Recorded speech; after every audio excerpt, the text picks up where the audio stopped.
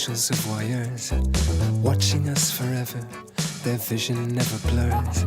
They make us then forget us for 100 million years. And then by chance they glance at us and something in them stirs.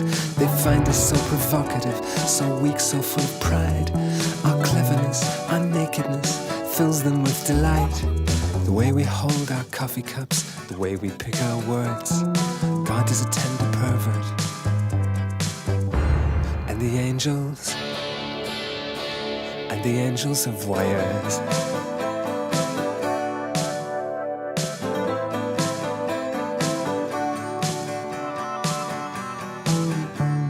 When the tender pervert is too busy to admire us, he sends his angels down to pass amongst us and desire us.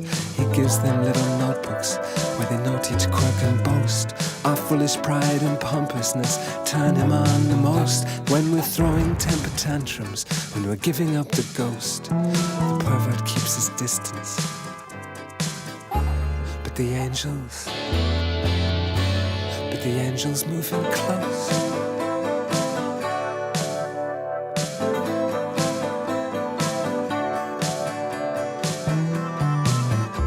Intoxicates the pervert, watching how we thrill ourselves, not by sex but by devising new ways to kill ourselves. He sees the way we tamper with the things we most depend on. The danger stands his hair on end and gives him a hard-on. He calls his angels down to watch that slut the world get hers. God is a tender pervert. And the angels are voyeurs.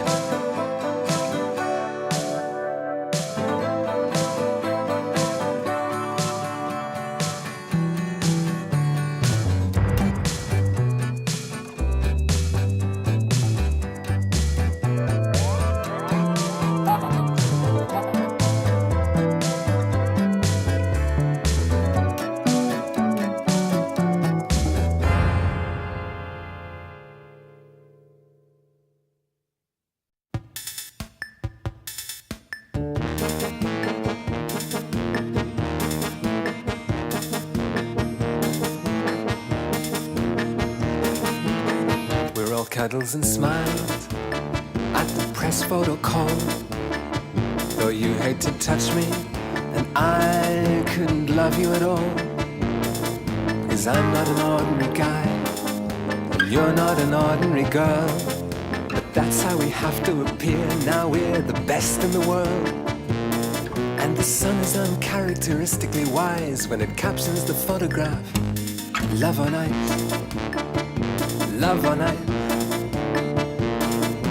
One perfect couple on four perfect blades. We execute two perfect figures of eight. We accept the bouquets, but we'd just like to say, before these flowers wither like all accolades, I'm only doing this for Christopher, and you're only doing it for Jane. In the Radio Times and on breakfast TV, our faces appear because young healthy faces are what the world's dying to see. In an advert promoting a diet, we skate to a halt and say try it. But how could a straight hat my figure or skate without my anxiety? And the caption they use in the Radio Times and over their products is love on ice, love on ice. One perfect couple on four perfect blades. We execute two perfect figures of eight. We accept the bouquets, but we'd just like to say, before these flowers wither like all accolades, we want to come out of the closet. We'd give up the life of the stars. If Christopher wasn't our manager and Jane didn't do our cocaine and our PR.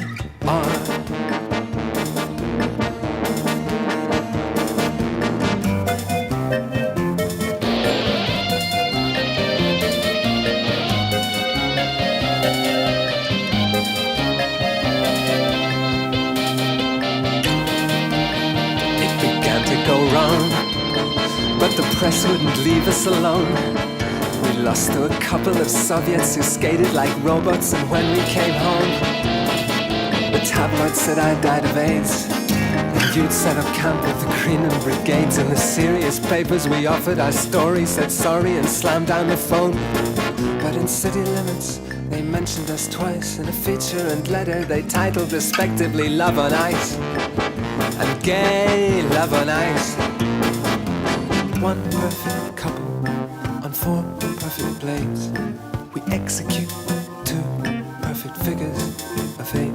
But the ice is a mirror in which people see their nation and their sexuality. And now we've come out of the closet. No one remembers our names. And Christopher isn't our manager. And we need the PR more than Jane needs cocaine.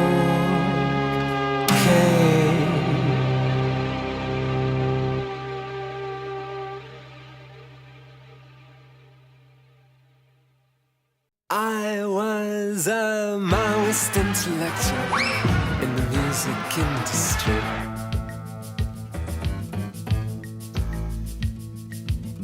I always knew that I could seize the world's imagination and show the possibilities of transformation. I saw a nation in decay, but also a solution. Permanent cultural revolution. Whenever I played my protest songs, the press applauded me. Rolled out the red carpet, parted the Red Sea. But the petty bourgeois Philistines stayed away. They preferred their artists to have nothing to say. How did I pass my time on earth? Now it can be revealed I was a Maoist intellectual in the entertainment field.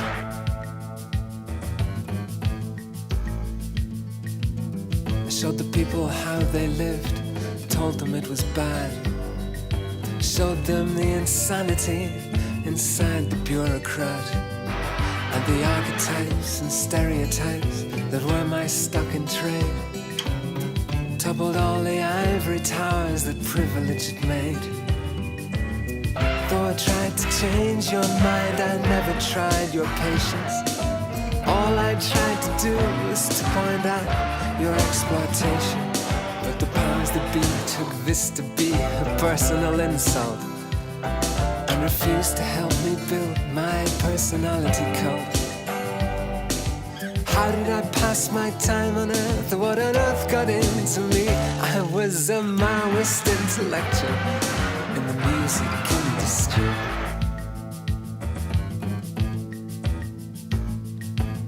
I left the normal world behind and started living in a hinterland between dissolution and self-discipline. I burned the midnight oil to build my way of seeing, a miner at the cold face of meaning.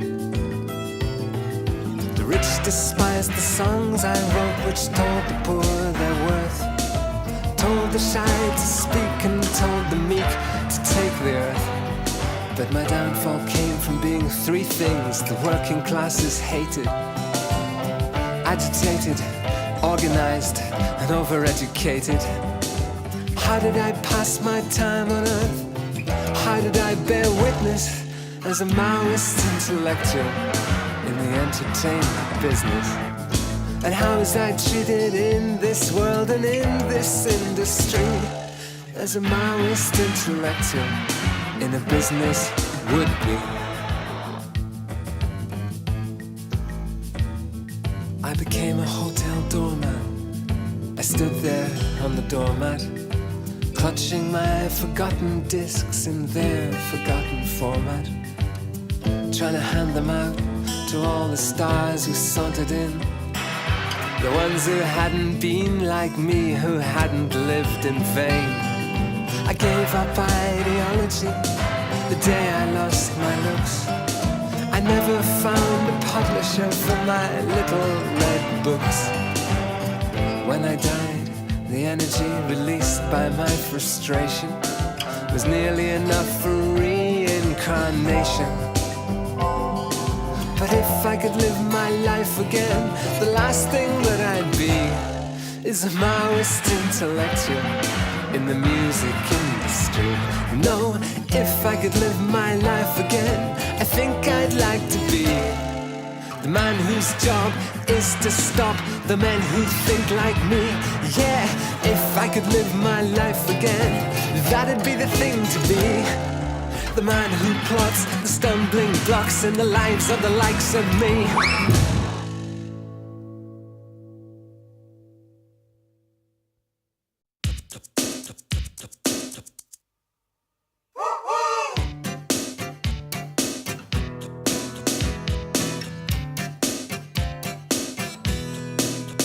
I love women, but I'm thinking of giving in. I love women, but what's the point in arguing with the men from boarding schools and building sites who've told me I'm a homosexual all my life? One step past embankment and the cops begin. Hell hath no fury like an insecure Englishman. You don't need psychoanalysts to translate this. There is an open homosexual in our midst. The homosexual, they call me, it's all the same to me. That spectre they projected, I will now pretend to be. Since their neurosis is what passes for normality, it's okay with me if I'm queer. Since their tone deafness is called the love of music, I won't disabuse them. I'll make love with their women. I'll make them sing notes of pleasure. The husbands will never hear.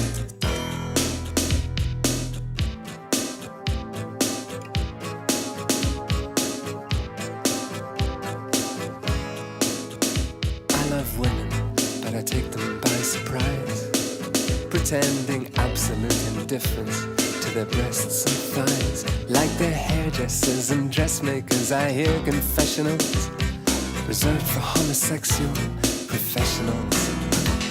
As I put their feet in stirrups with my limp wrist, a trick I learned from a homosexual gynecologist. I recall the words my first girlfriend ended our first date with. I feel privileged, you chose me to go straight with. The homosexual, they call me, it's all the same to me. That spectre they projected, I will now pretend to be. Since their neurosis is what passes for normality, it's okay with me if I'm queer. Since their tone deafness is called the love of music, I won't disabuse them. I'll make love with their women. I'll make them sing notes of pleasure. Their husbands will never hear.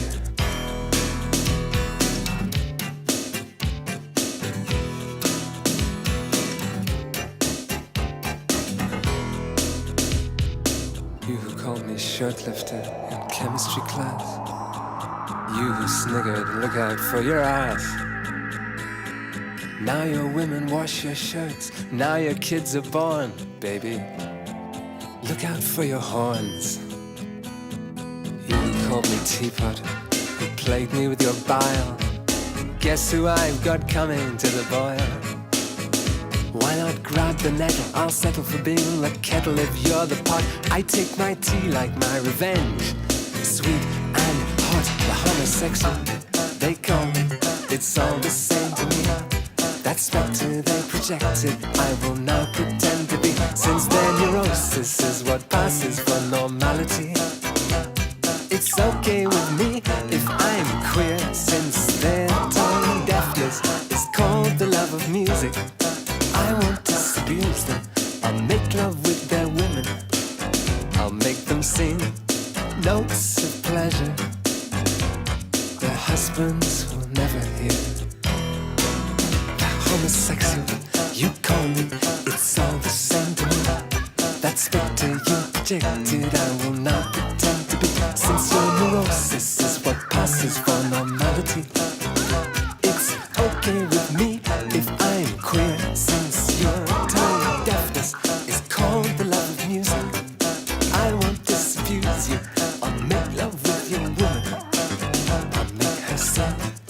Notes of pleasure that you'll never hear, never in a million years. No fucking fear.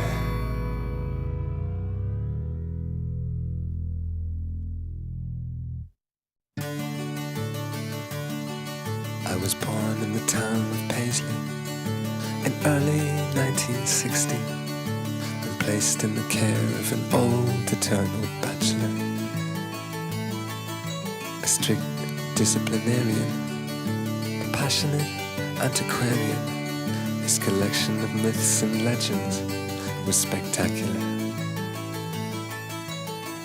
As a younger man, he'd been to see Japan, where a master in a white kimono taught him.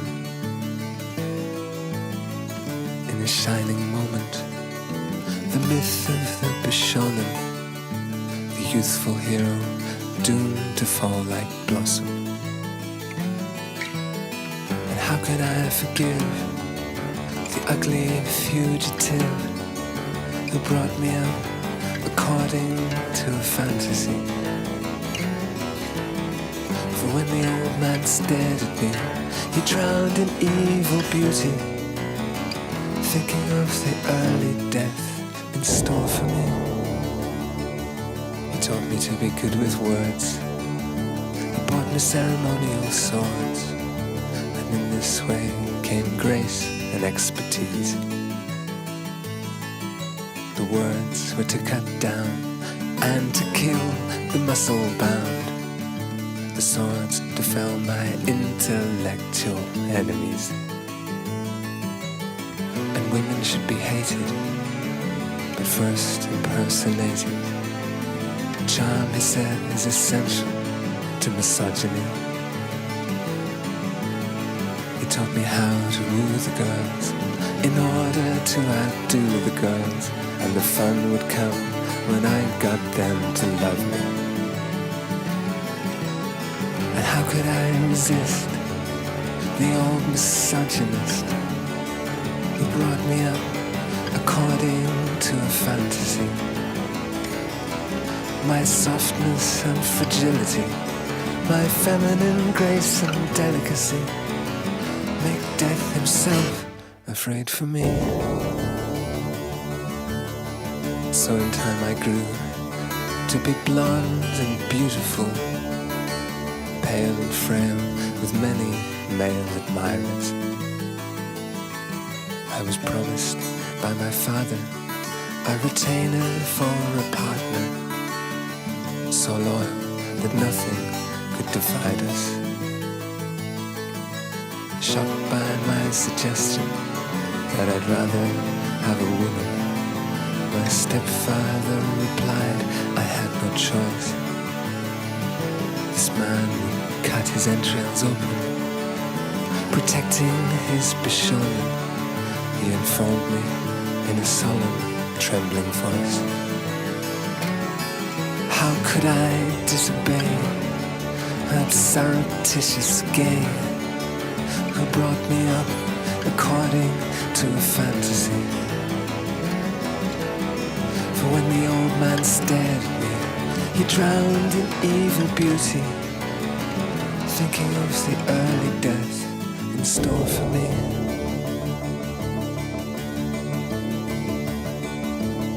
So me and my retainer encountered many dangers on travels through the north and through the south. We ripped open the bellies of many famous bullies, and our reputation spread by word of mouth. In the mountains of Morocco, we stopped and shared a bottle with a blind old man with a bearded, bandaged face. And though the sun had sunk and the man was very drunk, he seemed to speak with my stepfather's voice, saying, how could you forget the aging martinet who brought you up according to a fantasy? your softness and fragility, your feminine grace and delicacy, be the death of me. Surprised at 28 to find myself so late, changing from a boy into a man. I'm starting to feel guilty that nobody has killed me early as my stepfather had planned. I found myself a girl, stopped roaming the world. My retainer has gone to be a mercenary. Now I work in a merchant bank. I'm well liked by the senior ranks. And behind my back, the juniors call me fairy. How can I placate the ugly reprobate who brought me up according to a fantasy? For when the old men stare at me, they drown in evil beauty, thinking of the early death in store for me.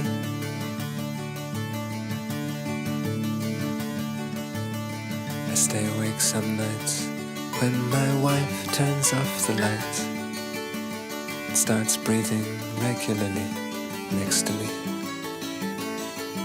And I think of fallen petals, bodies pierced by metal, and how I'll never now fulfill my destiny.